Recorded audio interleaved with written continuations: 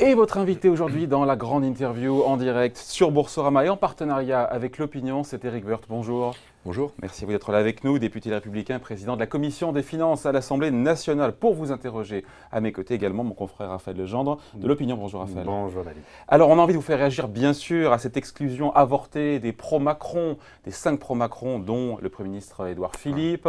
Ah oui, je vois que ça tique un peu Gérald Darmanin. On n'est pas dans la technique là. Bon, mais on va y venir, je vous rassure. C'était mardi soir chez les Républicains. Il n'y a pas eu ce qu'on appelle le quorum, il n'y a pas eu de participants en nombre suffisant au bureau politique. Et donc l'exclusion n'a pas été officiellement actée, juridiquement actée. C'est reporté d'une semaine. Vous-même, comme les copains, vous avez séché ce bureau politique, comme François Baroin, Valérie Pécresse, Xavier Bertrand, Alain Juppé. Cette exclusion ratée, Éric Woerth, est-ce qu'au mieux ça vous fait rire jaune ou au pire ça vous désole? Bon, ni l'un ni l'autre, c'est les vicissitudes de la vie. Cette affaire est depuis le début compliquée. Il faut évidemment prendre acte du fait que l'ensemble de ces personnes, de ces anciens membres des Républicains bientôt, ont quitté notre formation politique. Ils l'ont fait au moment où ils sont rentrés au gouvernement, puisqu'ils l'ont fait à titre personnel, sans accord de leur famille politique, ce qui n'est quand même pas tout à fait certes, mais ça prouve qu'il n'y a pas de majorité aujourd'hui. Vous-même, vous avez séché. Il n'y a pas de majorité aujourd'hui au bureau des Républicains pour exclure les pro-Macron de droite. C'est ça la réalité. Mais elle sera là. Enfin, moi, j'étais pas là parce qu'on est submergé par la procédure budgétaire. Ça vous arrangeait des commissions aussi, Non. Vous auriez souhaité être présent? Bien sûr, j'aurais pu y être s'il n'y avait pas des commissions qui s'enchaînent les unes aux autres. Ma priorité va au suivi, comme président de la Commission des finances, de la procédure budgétaire. Mais ce que je veux dire, c'est qu'il faut être assez détendu avec ça. Ça aurait été mieux que ce soit fait avant, ce sera fait avec un peu de retard. Mais il faut sortir de l'ambiguïté pour la droite quand même. Mais il faut sortir de l'ambiguïté. Ce qui n'est pas reluisant, c'est que des hommes et des femmes de droite aient accepté d'aller au gouvernement dans des conditions qui étaient, le moins qu'on puisse dire, assez désagréables pour toutes celles et tous ceux avec qui ils avaient travaillé jusqu'à présent. Comment peut-on être à la fois membre de la majorité en étant dans le gouvernement et membre de l'opposition en étant... Comment peut-on être pour le Premier ministre à la fois chef de la majorité, Premier ministre, chef de la majorité et membre du premier parti de l'opposition? Non mais ça fait ricaner à droite, même à droite. Vous avez vu Rachid Dati avec son tweet sur le dîner de cons, on a la Massour, ancien ministre qui quitte les Républicains. C'est de la politique aérie, voilà. Ça glisse sur vous. Ça glisse. Oui, c'est pas intéressant. Je suis pas sûr que ça intéresse beaucoup les Français. Je sais bien qu'il y a envie d'installer un peu partout l'idée qu'il y a une guerre des droites, qu'il y a une droite exsangue. C'est pas vrai. C'est pas vrai. Et vous le verrez, c'est pas vrai. La droite, elle existe, bien sûr, elle existe toujours. Elle a des idées, elle doit se recomposer, elle doit sortir de cet état de convalescence dans lequel elle est. J'espère que l'élection de Laurent Wauquiez le permettra. Bon, et puis on gère une situation extraordinairement désagréable qu'on ne voulait pas, qui sont des décisions personnelles d'un certain nombre de nos anciens amis qui ont décidé à un moment donné de ne pas faire ce qu'ils auraient dû faire. Attendre les législatives, le faire autrement, différemment. Vous appelez à sortir de l'ambiguïté au sein des Républicains. Quand Christophe Billon, le président de Sens Commun, propose dans une interview au mensuel L'Incorrect, par exemple, de faire une plateforme commune avec Marion Maréchal Le Pen, est-ce que c'est le mouvement que vous souhaitez et est-ce que là, il n'y a pas une certaine ambiguïté C'est une certaine ambiguïté, oui, c'est inacceptable. Il ne peut y avoir aucune confusion avec le Front National et il n'y aura aucune confusion entre les Républicains et le Front National. Pour tout vous dire, ça fait 20 ans qu'on nous pose la question. Il n'y a jamais eu de confusion, quel que soit. On le disait au RPR, on le disait à l'UMP, on va le dire aux Républicains. Mais il est Sens commun à sa place au sein des Républicains ou pas? Sens commun à sa place, comme beaucoup de monde, au sein des Républicains. Si on veut représenter une famille politique complète, totale, globale. Les Républicains, c'est un parti global, c'est une opposition globale. Si on veut représenter cette opposition globale, alors il faut représenter l'ensemble de la famille politique, du centre droit jusqu'à la droite la plus traditionnelle. Sens commun est plutôt de ce côté-là, ils ont leur place, ils considèrent évidemment que la ligne est totalement étanche entre le Front National et nous. Si ce n'est pas le cas, ils n'ont pas leur place, si c'est le cas, ils ont leur place, mais ils n'ont pas d'influence plus forte que n'importe qui d'autre. Il faut replacer tout cela. Et le nouveau président des Républicains, il devra faire vivre une famille globale et il devra évidemment faire en sorte que cette famille globale représente la véritable opposition, une opposition intelligente, mais la véritable opposition, Emmanuel Macron, qui adore s'opposer à M. Mélenchon. Est-ce qu'il faut qu'il y ait un débat au sein de cette famille? Est-ce qu'il faut qu'il y ait un débat entre les candidats avant l'élection du patron des Républicains le 10 décembre? Pas du tout. Enfin, je ne le crois pas. Enfin, pas de débat télévisé. Enfin, on a déjà donné au moment de la primaire. On ne va pas en rajouter une couche. C'est un débat. C'est les militants qui votent. La plupart des gens qui nous donnent des conseils ne sont pas du tout militants des Républicains d'ailleurs. Souvent, ils n'ont absolument jamais voté pour nous. Donc, c'est très, très agréable d'avoir des conseils. Enfin, on est un parti politique démocratique. On aura un président élu par les militants et uniquement par les militants. Et donc, il n'y a pas de nécessité d'avoir un débat public sur des chaînes de télévision qui intéresseront personne et qui créera et qui amènera du charbon dans la chaudière, même si c'est on verra plus de débat alors, même pour la présidentielle de 2022, c'est fini les débats télévisés. Ce débat-là amènerait beaucoup de charbon dans la chaudière de ceux qui pensent qu'il y a une guerre des droites et qui veulent une guerre des droites. Tout le monde adorerait cela. Moi, je pense qu'il n'y aura pas de guerre des droites parce que le futur président des Républicains, il sera rassemblé. C'est mon pari. Vous lui faites pas un chèque en blanc, vous l'avez dit. Hein, je ne fais pas de chèque en blanc. Je pense que c'est à Laurent de s'imposer. Je pense qu'il saura le faire. Il a un très grand pouvoir de percussion. Et pour exister aujourd'hui et pour recréer une opposition républicaine à Emmanuel Macron, une opposition intelligente qui dira quand c'est bien et qui dira quand c'est pas bien, mais qui est une opposition, une alternative possible pour les Français, va falloir du temps. Il va falloir beaucoup réfléchir, beaucoup proposer, beaucoup parler, beaucoup agir. Et je suis persuadé que Laurent saura le faire. Et toute notre famille politique devra évidemment l'aider à le faire. Et puis si jamais il ne sait pas le faire, à ce moment-là, évidemment, l'avenir des Républicains sera très assombri. Mais je ne le crois pas. Bon, pour filer la métaphore boursière, on est sur Boursorama, vous me voyez venir, je vous ai écouté hier, et aussi sur l'opinion, vous avez suggéré d'acheter des actions les Républicains qui vont remonter, avez-vous dit, si Laurent Wauquiez est élu. C'est une façon d'admettre que les actions LR sont au plus bas aujourd'hui. Elles ne sont pas très chères, il faut l'admettre. Elles sont pas très chères. Le point bas est atteint. On est en convalescence, donc on a beaucoup perdu d'élections, vous l'avez remarqué, alors avec que des pas petits espaces encore mardi soir. Il y a eu beaucoup d'opposition, beaucoup de caricatures aussi des uns et des autres.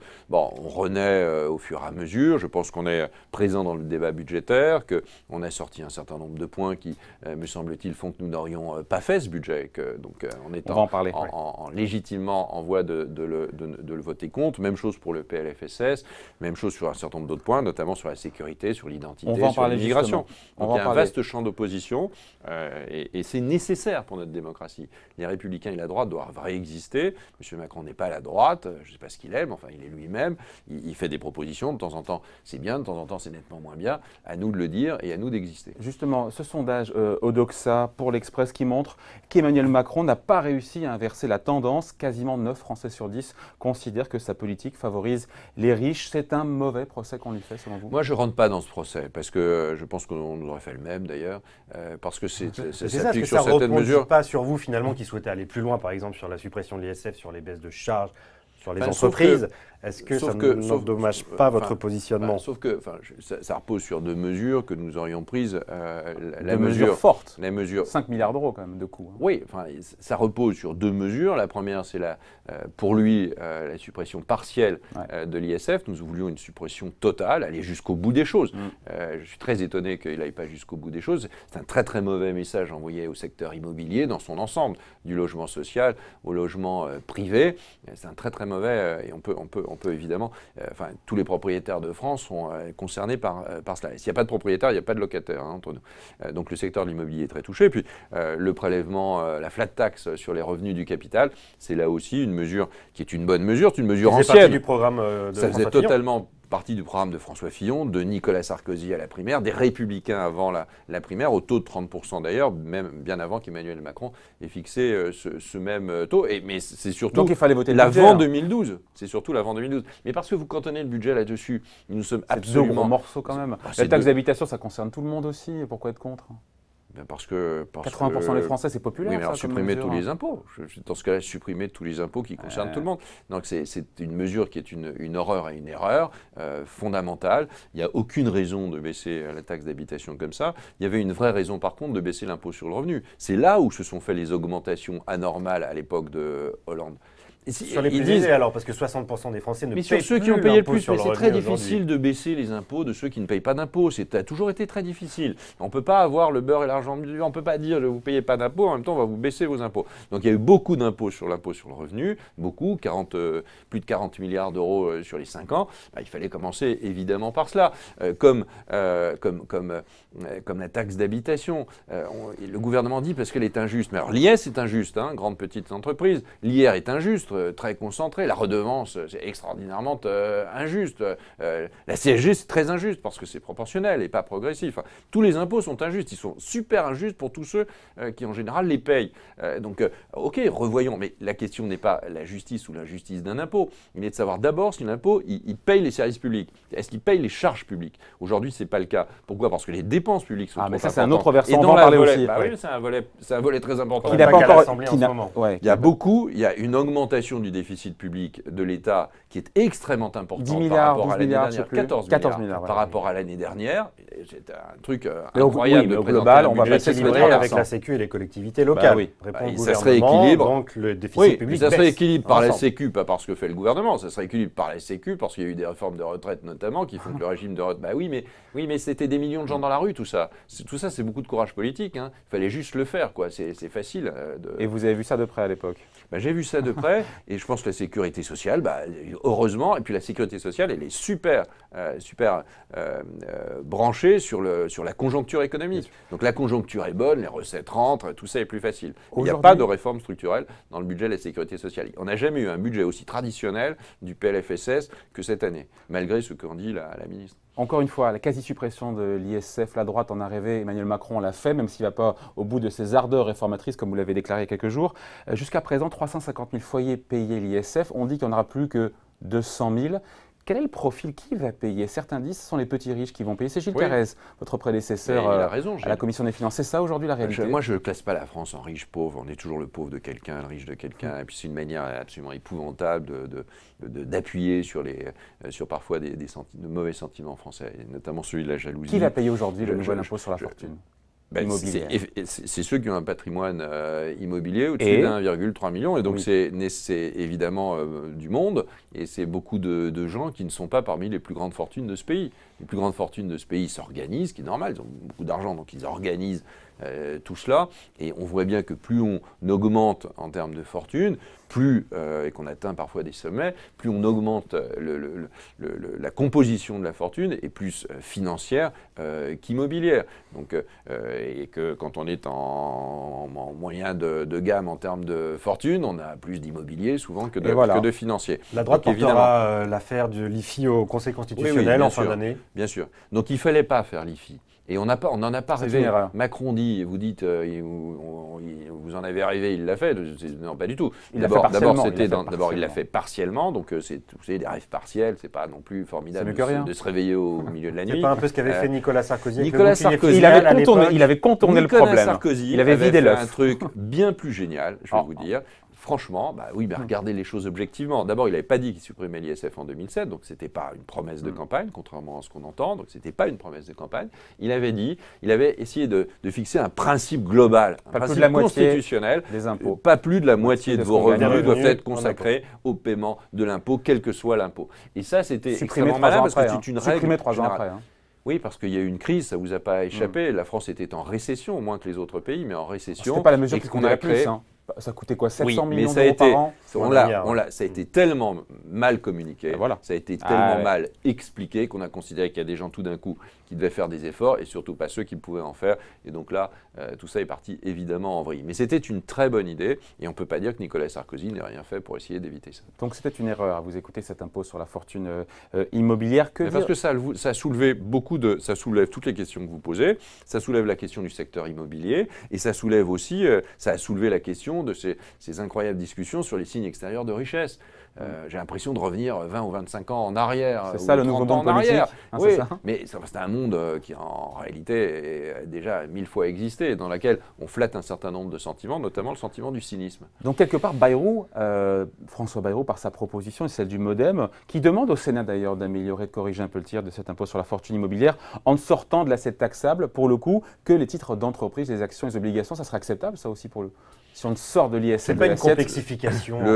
Il fallait supprimer l'ISF. Voilà. Ah oui, bah oui, d'abord. Quand vous êtes dans un truc comme le gouvernement fait, il complique tout en ce moment. Hein. Donc quand vous faites des trucs où quand vous voyez le barouf que ça fait des gens je fais un peu à droite, je fais un peu à gauche.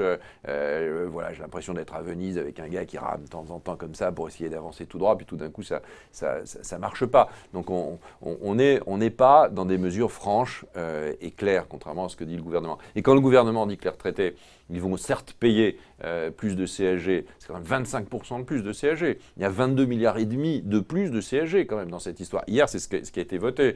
Et que le ministre arrive en disant « mais vous inquiétez pas, il va y avoir la TH ». Enfin, qu'est-ce que c'est que cette histoire? La TH, la taxe d'habitation.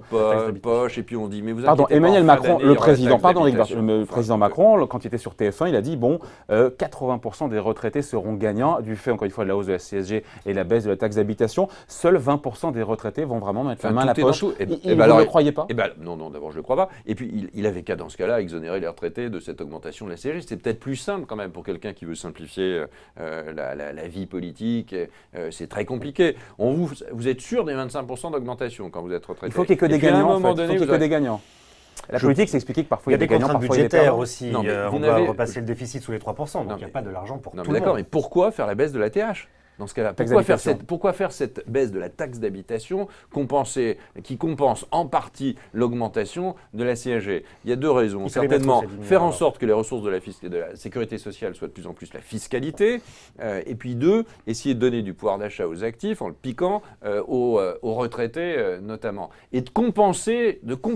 Vous voyez les tuyauteries, c'est formidable pour vos journaux, hein, parce que vous y retrouvez dans les tuyauteries. De compenser les fonctionnaires et puis un certain nombre de retraités par un autre impôt ou par des primes. Enfin, écoutez, le mieux, c'est quand même de baisser les prélèvements obligatoires sans se livrer à ce genre de choses et d'essayer d'éviter de faire en sorte que les Français soient les uns contre les autres. Il y a dans la logique, à ce moment-là, du gouvernement, des Français utiles, les actifs, et des Français inutiles, les retraités.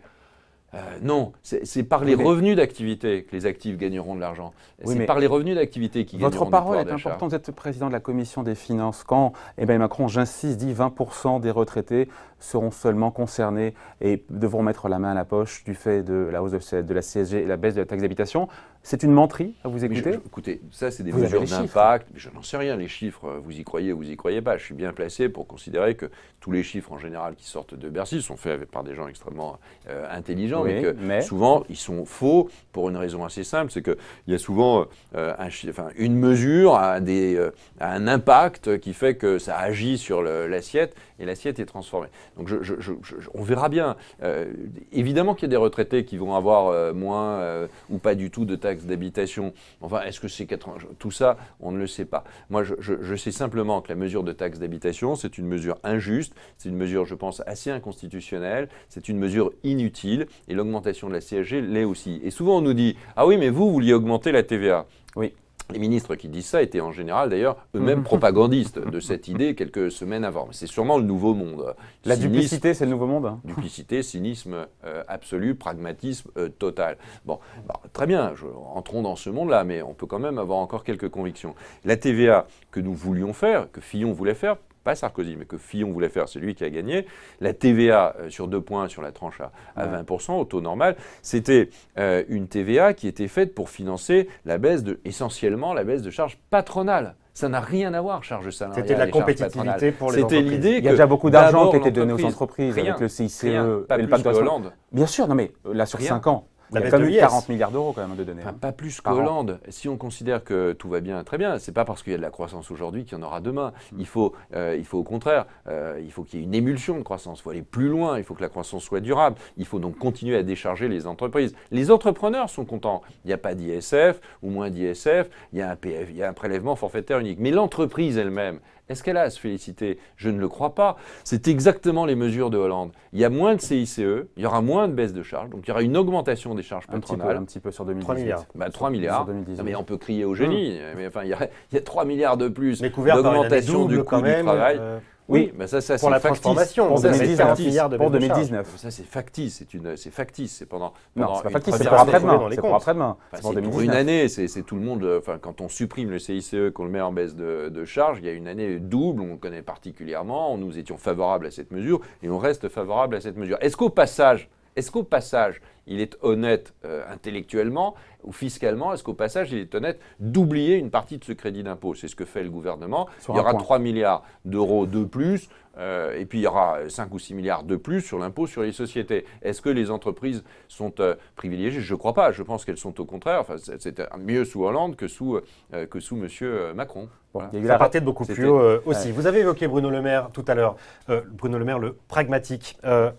Il vient de qualifier de scandale d'État cette affaire sur la taxe de 3% sur les dividendes, une taxe mise en place début 2012 pour compenser le coût d'un contentieux européen précédent, le contentieux OPCVM, qui lui-même avait été assez peu préparé par le gouvernement auquel vous faisiez partie. Pourquoi ne pas avoir davantage provisionné sur ce contentieux au PCVM quand vous étiez à Bercy? Et 2, considérez-vous que cette histoire de taxe à 3% est bien un scandale d'État? Non, mais d'abord, c'était un niveau très inférieur, les OPCVM. 5 milliards. Pour tout vous dire, c'était 2 fois moins. Les OPCVM, c'est une fiscalité qui existait depuis des dizaines d'années. 1978. Oui, depuis, vous voyez, vous êtes remonté depuis des dizaines d'années, donc il n'y avait pas de nouveauté. Mais le contentieux européen parce que s'est déroulé. L'Europe a changé d'opinion, oui, mais on n'en était pas du tout sûr du résultat. C'était pas sûr du tout que le résultat soit celui-là, parce que c'était un impôt très ancien. Ce qui avait été fait sous le gouvernement de François Fillon, c'était une augmentation du taux. On avait dû passer de 25 à 30%, donc il y avait une augmentation du taux, mais sur le même impôt. Et puis à un moment donné, l'Europe a considéré, compte tenu des évolutions, que ce n'était pas... Il y avait d'ailleurs dans les chiffres un contentieux au PCVM qui était durable. Mais ce qu'a fait le gouvernement de François Hollande, c'est le changement total de fiscalité dans la précipitation. Et c'est cette précipitation qui est condamnable. Mais il ne faut pas faire reposer... Est-ce que c'est scandaleux? Est-ce qu'on peut... Je vais indiquer comment le gouvernement d'aujourd'hui utilise les fautes du gouvernement ancien et du gouvernement ancien dont il faisait partie. C'est quand même, il faut aussi, à ce moment-là, si on cherche des responsabilités, il faut aussi être honnête. Personne n'est né au mois de mai dernier. Personne. Le président de la République était un des collaborateurs majeurs et le collaborateur économique du président précédent. Il a sa responsabilité aujourd'hui dans ce scandale. Bien sûr. Je pense que le président de la République et ses équipes ont leur responsabilité. Le président précédent, M. Hollande, a sa responsabilité dans ce contentieux. Et donc, son premier conseiller économique ne peut pas avoir de responsabilité. Oui, si on considère, c'est pas uniquement le secrétaire d'État, M. Eckert, on dit c'est M. Eckert, c'est M. Eckert. Le pauvre M. Eckert, il ne représentait pas toute la France quand même. Donc il y a une chaîne de responsabilité dans le précédent gouvernement.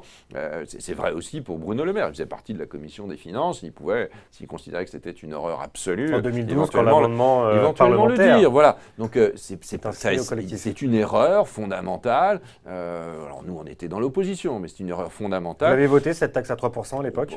Je ne sais pas, peut-être pas. J'étais dans l'opposition, donc je ne sais plus, parce que si vous voulez, on ne votait pas taxe par taxe. Une certaine unanimité. Oui, mais on ne vote pas. On ne votait pas taxe par taxe. On vote un budget dans son ensemble. Donc nous n'avons pas voté le budget. Je ne suis pas sûr qu'on ait voté ce type d'amendement. Enfin, on pourra vérifier, mais il faudra vérifier. Tout ce que je sais, c'est qu'ils ont substitué et que le gouvernement a substitué une taxe. Mais aujourd'hui, d'abord, on le sait depuis le mois de mai que ça ne va pas passer. On le sait depuis le mois de mai. Donc le gouvernement a l'impression de se réveiller. Il le sait depuis le mois de mai. Donc il peut préparer une position de complément depuis le mois de mai. Ce n'est pas le cas. Et puis, il a provisionné près de 6 milliards dans la loi de finances pluriannuelle. Oui, donc c'est la décision du Conseil constitutionnel début octobre. Il monte le ton. En réalité, il fait de la communication autour de cette affaire. C'est un contre-feu de l'ISF. C'est un contre-feu de l'ISF. C'est un contre-feu de tout ça. Un contre-feu d'un budget sans réforme réelle, en demi-teinte, qui n'utilise pas la croissance dont ils héritent. La croissance aujourd'hui française, c'est un héritage quand même. Oui, mais juste, pardon, je vous coupe, mais Bruno Le Maire, on le voit là. Bruno Le Maire, il dit scandale d'État. Oui, et il veut. Donc vous, par contre, vous ne pourriez pas dire la même chose, cette expression-là?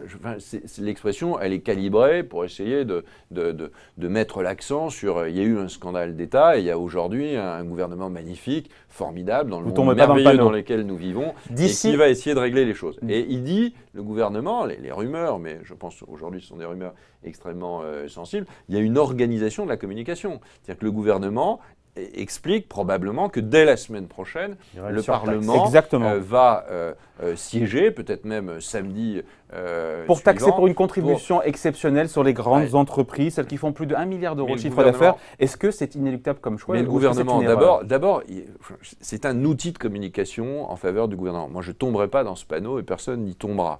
Il n'y a pas des justiciers et puis des coupables. Exceptionnelle. Il n'y a pas de justiciers et de coupables. Donc, faire un PLFR, un collectif budgétaire spécial pour cette taxe, c'est quelque chose qui a dû être créé par la cellule de communication de je ne sais qui. Parce que quand François Fillon installe une surtaxe sur l'impôt sur les sociétés en sortie de crise, il le met dans le collectif budgétaire de fin d'année. Il y a un collectif au mois de novembre, il faut que les Français le sachent. Donc il n'y a pas une urgence absolue de le voter dans un collectif avec une convocation dans l'urgence du Parlement. Par ailleurs, demander... C'est inscrit dans ce collectif budgétaire du mois de novembre. Non, c'est un autre collectif. Non, je parle d'un autre texte dédié. Oui. Une information. Oui, soyez bien il y aura clair. un texte dédié. Mais vous allez le pour vérifier. La surtaxe. Moi, c'est ce que j'entends. Vous savez, il y a toujours beaucoup de rumeurs. Donc il y aura donc deux collectifs budgétaires dans les prochaines semaines. C'est ce que j'ai compris. Donc s'il y a un collectif budgétaire spécifique pour cette taxe, c'est une communication un peu outrancière quand même. C'est une dramatisation de la situation. Bon, on est dans la communication. C'est pour ça que je fais le comparatif avec François Fillon. Il y avait une surtaxe de l'IS. C'était et elle a évidemment rempli sa mission. Elle a été supprimée quelques années Donc vous êtes favorable ou pas? Vous allez examiner l'amendement gouvernemental ou la proposition gouvernementale. Je ne tombe pas dans le panneau de la dramatisation et de la communication du gouvernement sur ce sujet. Mais il faut ou pas qu'il y ait une contribution exceptionnelle sur les grandes entreprises? Moi, je trouve ça assez étonnant de faire payer aux entreprises. Il y avait pour tenir la trajectoire des finances publiques, encore une fois, à la promesse de revenir sous les 3% de déficit. Non, peut-être. Enfin, on a levé, le précédent gouvernement a créé un impôt qui était jugé pas constitutionnel, pas conforme aux législations européennes. Et puis tout d'un coup, il se retourne vers ceux qui le payaient en leur disant, alors on va vous rembourser, mais vous inquiétez pas, on va vous reprendre l'argent ou une partie de l'argent ou la moitié de l'argent. Et si, c'est quand même une drôle de manière de faire. Si les entreprises sont d'accord, elles sont d'accord. Elles ont peut-être d'autres intérêts, je n'en sais rien. Mais enfin, c'est très étonnant. On entend assez peu les entreprises en ce moment, c'est vrai. Mais parce que les carnets de commandes sont plats. Et les carnets de commandes, c'est très bien comme ça. Et c'est très bien comme ça. Mais les carnets de commandes sont pleins parce que la France connaît une croissance. Quand ça va pas, c'est toujours la faute du gouvernement, mais quand ça va bien, c'est la faute. C'est grâce à la conjoncture. Voilà. Qui peut dire que c'est ce gouvernement qui est responsable de la croissance d'aujourd'hui? C'est évidemment beaucoup plus complexe que ça. Il y a 1,8% de croissance, c'est tant mieux. C'est évidemment pas les mesures du gouvernement. Il y a un peu d'héritage. C'est le pacte de responsabilité qui monte. Et puis surtout la porosité à un moment donné de l'économie française avec l'économie américaine et l'économie européenne. On ne peut pas être tout le temps à la traîne. Donc on a remonté au fur et à mesure du temps. La présidence de Hollande est un échec quand même global. Maintenant, il a beaucoup taxé les entreprises. Après, il est revenu là-dessus et c'était tant mieux. On a vraiment besoin, et c'est ce que nous aurions fait.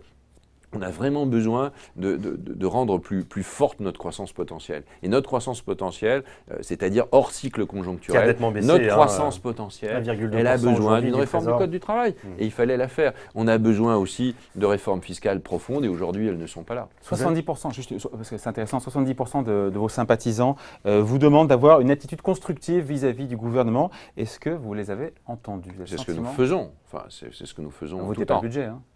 Oui, mais enfin, ils ne nous demandent pas d'adhérer à la République en marche. Ils ne nous ont pas demandé ça. Prendre la carte. Vous noterez, ils ne nous ont pas demandé ça. C'est-à-dire qu'il n'y a pas quand même une sorte tout d'un coup, il y a une sorte de monde merveilleux qui se crée. J'ai l'impression d'être à Disneyland, si vous voulez, parfois. Non, on n'est pas à Disneyland. On est dans un pays avec des citoyens.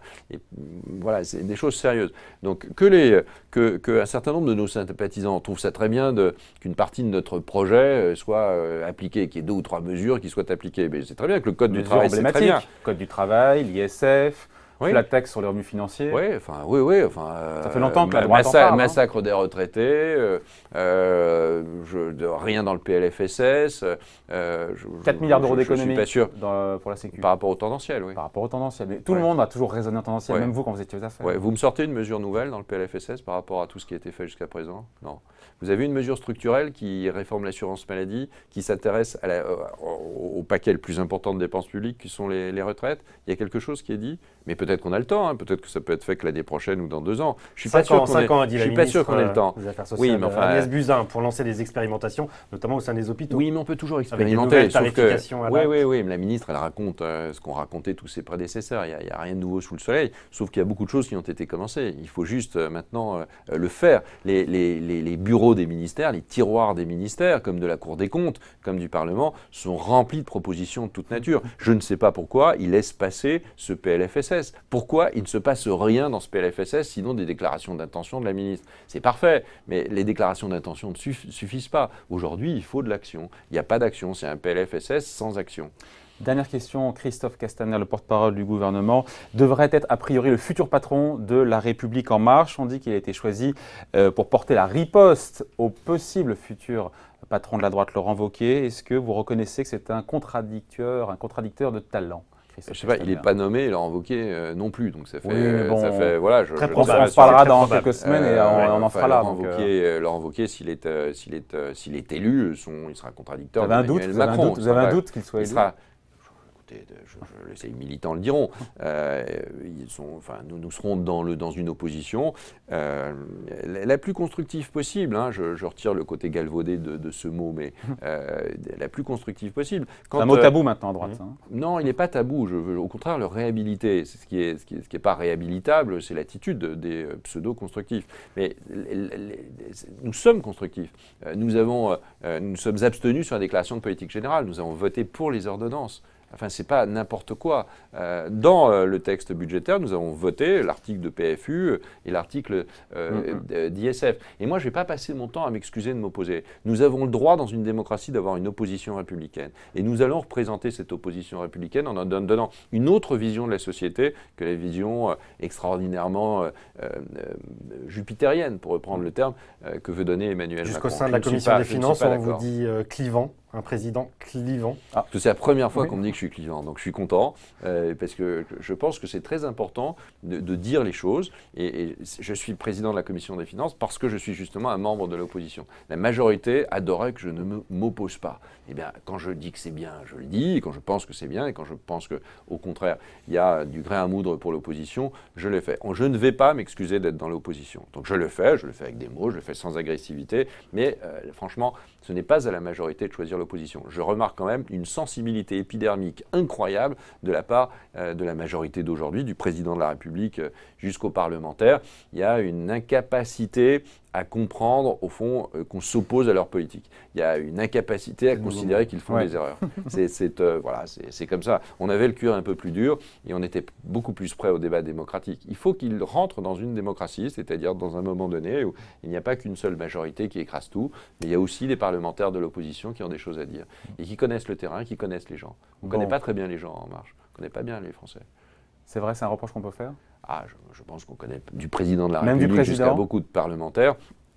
Il y a très peu de président qui mène des réformes mais qui est loin des Français, c'est ça le message? Je pense qu'il y a un éloignement très fort des Français. Oui. Il y a une vision technique, intelligente souvent, et comme tous les présidents de la République, c'est en général les gens sont extrêmement distanciés. Avec un manque d'empathie, c'est ça? Souvent un manque d'empathie, oui. Alors, il faut, pour la réforme, c'est compliqué parfois, il faut aller contre l'opinion publique. Mais je pense qu'il faut aussi donner un caractère humain. Certains présidents de la République avaient essayé de donner ce caractère humain. C'est très important de retrouver un peu de dimension humaine. Je pense à Jacques Chirac, j'imagine, non? Je pense à Jacques Chirac, je pense à Nicolas Sarkozy. Il y avait une vraie dimension humaine aussi dans la présidence de Nicolas Sarkozy. Bon, merci à vous en tout cas. Éric Woerth, député républicain et président de la Commission des Finances, d'avoir été notre invité, l'invité à la grande interview en direct sur Boursorama, en partenariat également avec l'Opinion et Raphaël Legendre, mon ami Raphaël. Merci à vous. David, merci M. Woerth. Au revoir. Au revoir.